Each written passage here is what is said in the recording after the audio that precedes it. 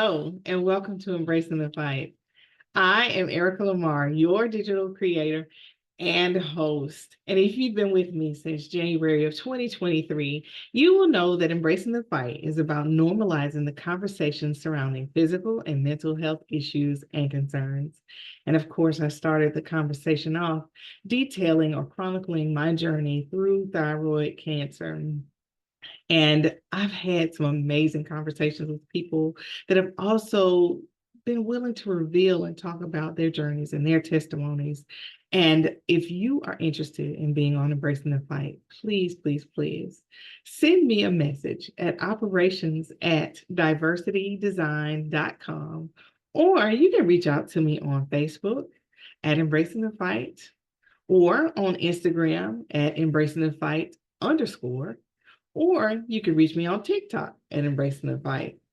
You can find me on Facebook, both a page and as a professional dashboard as a digital creator at Embracing the Fight. All right. So with all that being said, this episode, I just want to give, an update. This is episode 79. We'll just call it updates. So I know it's been a while since I've had the opportunity to tell you guys how my journey is going through thyroid cancer.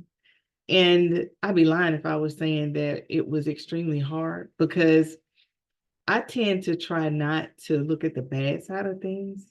I try to be more, of an optimist, because I don't have any major pains. I don't have any, major, issues that stand out when you hear, people speak of having any form of cancer.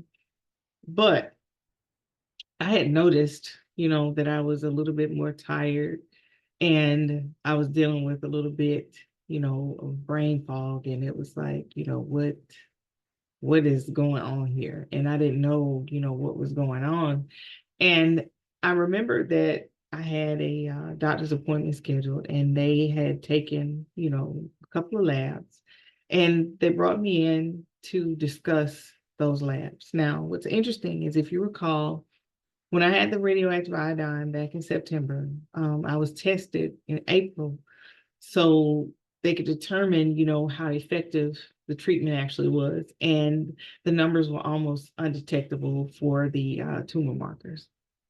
However, on this last doctor's visit in July, when I went in, the doctor said the results made absolutely no sense.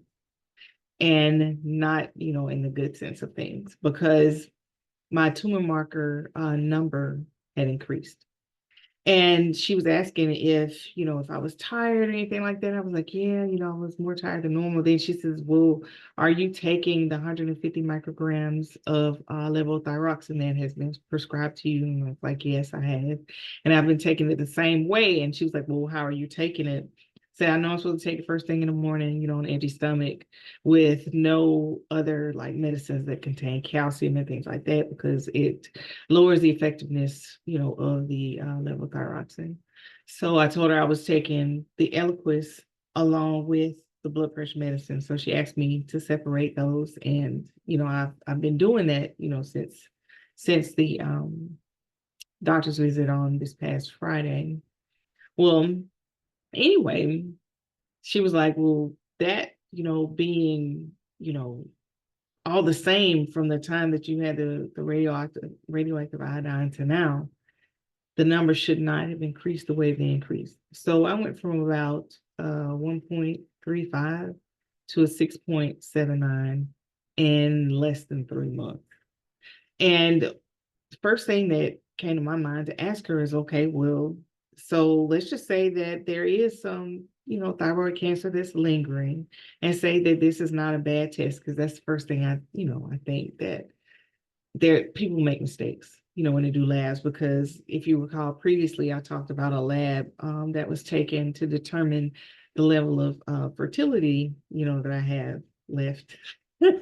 And they were saying that I was pretty much, menopausal, but then They did another test and they said, well, the other test wasn't right because they left the sample out too long. So there's potential that maybe this sample became contaminated or compromised in some way because these numbers made no sense. Well, anyway, after she said that, I was like, well, what is the course of action? Then she explained to me, and this was kind of disheartening, I'll just be honest. She explained that because I was given 160 millicuries of radioactive iodine, that was a pretty, hefty dosage. And when you get a dosage like that and it doesn't take it out completely, that means that those remaining cells are resistant to that form of treatment. So I was like, okay, well, what else is there? Because you know me, I'm like, hey, that's not one option. It's got to be another one, right? Because like I said, I'm an optimist. And well, she explained. She was like, well, if you recall, we had to leave some of the thyroid behind because surgeons are not like butchers. They are not there doing precision cuts. They're basically trying to remove as much of the organ and the affected area that they can. They can't like do a precision cut to where they cut it so clean and so smooth that it doesn't bother any nerves or anything around that area. So they have to leave something behind. And if you know your anatomy, you will know that the thyroid is where on either side is where your vocal cords are. So what was left behind is attached to my vocal cord. So if there's any additional surgery that has to be done, it could potentially alter the way that I speak or if I can speak at all. So with that being said, I automatically was like, well, push come to shove, do you choose life or do you choose to be able to speak? I mean, that's a no-brainer for me. I'd rather walk around with a bunch of signs, and use my phone, to speak for me or something like that, rather than, just count it all out because I can't talk. And I want this message to give someone hope because there are people out there that are losing limbs or losing, different parts of their body, and they're thinking that's the end. That is not, the end. You are so much more than a limb. You're so much more than your voice. You are so much more than all these things that are attached to you. You are special, whether you are missing something or not. Now, I'm not saying, God, I want I want to lose my voice or anything like that. I'm not saying that. But I'm saying that there's so much more to life than holding on to something that could take your life if you have a choice. So the other thing that she said that is if they continually go in the neck, you don't have a whole lot of space, one, to work. Two, you bleed profusely when surgery happens in this area. And there's all the potential for, blood to go into your lungs and cause pneumonia and other, fluid buildup and different things like that. There's so many potential, complications. And then the other thing that she said was, we don't know if it's spread. So I'm like, man, what does that even mean? Like, how, it's like, well, what do I need to do to know if it's spread or not? And she explained to me that I would have to do, the full body PET scan. So I was like, okay, I can do that. She's like, but we're going to, hold off a while for that. What I want you to do is repeat the test first to see if the test, was valid. And then if everything comes back, pointing to the numbers rising, then we want you to do a PET scan. But in the meantime, I need you to follow this low iodine, diet. So if y'all see me dropping weight really, really fast, that's why, because that low iodine diet takes away everything that I love to eat and everything that tastes really good. I mean, sure, you can have meat, you can have, vegetables and stuff like that, but cheese, ice cream, certain candies because of the I think it's yellow number 5 or red number 5 that you can't have. And it's in almost everything. Iodine is in almost everything that you eat. So there's a lot of stuff that I know, that I can't have for the next few months. But then I keep telling myself that, okay, well, if I can live without, potential of not having a voice, then I could definitely live without, a bowl of ice cream, you know what I mean, for a while, just to see, how my body is actually responding or what's actually going on in my body. Because if you eat a lot of iodine or iodine rich foods and then have a PET scan, how do you know what it's reading? Because they're basically injecting you with a low dose of radioactive iodine for it to go to those cells that have that are affected, I should say, by the thyroid cancer. And it doesn't, if you won't know what it's reading if you got a whole bunch of iodine everywhere in your body. So you try to get it as low as possible. So when they do inject that low dose, that it's easy to be seen and found, on the scan. So I'll be doing that. I will continue to take my medication, as prescribed. I'm getting out, I'm exercising more. I'm trying to, advocate more, talk to more people about, the importance of getting your health checks, the importance of when you see something wrong, you don't necessarily have to go with what, the doctor's initially saying. Not saying the doctor's wrong or anything like that. Not saying you got to go in there, with your little guns blazing and stuff and yelling, oh, you didn't do this, you did. Not saying that. I'm saying when you know that there's something wrong in your body, when you don't feel right, you are the first line of defense or the first line of detection that you can point to and say, this is what I need you to check.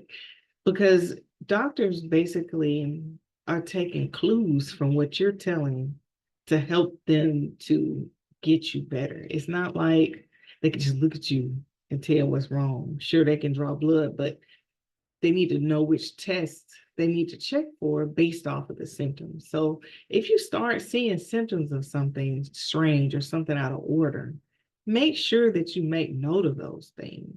Make sure that you take the time to not only make note of them, but when you go to the doctors, take those notes with you. Don't try to just rely on your brain because you might leave something out. Okay. And something else that she said to me, I will be testing both in September and in October to see, what my levels are, at that point. Because like right now, I'm not trying to eat anything that has iodine or anything in it or anything like that. And she had me to lay back so she could do like an ultrasound because she wanted to see, kind of what this area looked like right now. And when she was doing the ultrasound, she told me that she didn't see, anything like superficial in a sense with my lymph nodes. So she's saying it hasn't spread. She was like, but if we have to do surgery and get in there and open it up, we are going to look at some lymph nodes to see, if it has spread at all. And she says, but we're not going to, go much further than that in this discussion because the PET scan is what you really need to see, you know, exactly what's going on because everything may still be, in this area. Or maybe the test numbers are not right. Be that as it may, if the test numbers are not right, I will still have to continue to go every 6 months to get these tests until that number, the thyroglobulin number, gets down to be, almost undetectable. So that's basically, my update. And I'm asking that you just keep me in your thoughts and your prayers, especially, I should say, especially only those that believe in God, only those that believe in his healing power and believe his word. Um, I don't know, what else really to say about that, because that's what I stand on, that's what I believe, and that's what I, trust, and that's the only way, for me. So I believe that I'm healed. It's just I feel that this message has to be shared because someone else is going through another journey and they may or may not be getting as good, news. I say good news. They may not be getting as comforting news, as I have received. And I want them to understand. I want them to know that you're not alone and that God is a healer. And if you trust him, you believe him, have faith, work towards it, you will be healed.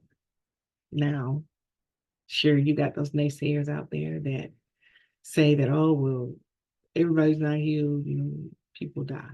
That's true. People do die. But when you die, wouldn't you rather have the reward of healing through Christ rather than to die and not know where you're going? So I'm not saying I'm ready for all that. I'm just saying that I trust God for my life, and whatever it is that he decides for me, his will be done in my life. Thank you for watching this episode of Embracing the Fight that I have called Updates. I appreciate each and every one of you taking your time out to share your time with me to learn more about thyroids, thyroid cancer, and all the other testimonials that you've heard from other people as they come on and share your story. The goal is to help heal one life, one person at a time. I want you all, as always, to have an absolutely amazing day.